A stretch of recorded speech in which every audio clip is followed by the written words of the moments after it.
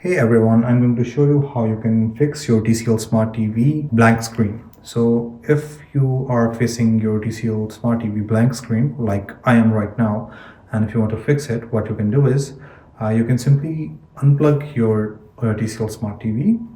So I'm going to go and unplug my TCL Smart TV.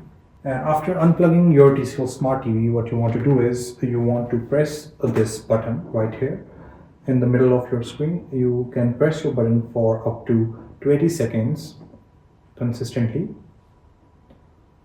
And after pressing the button for a few seconds or 20 seconds, you can simply go back and plug back your TCL Smart TV. Yeah, so now if I'm going to turn it on, so now if I turn this on, so as you can see, the issue now has been fixed.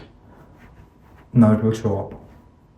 But if you, after doing all this, if you are still facing the issue, you can unplug your TCL TV and leave it for overnight.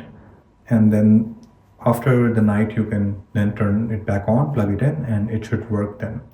So I hope this was helpful and this resolved your problem. Thank you so much for watching.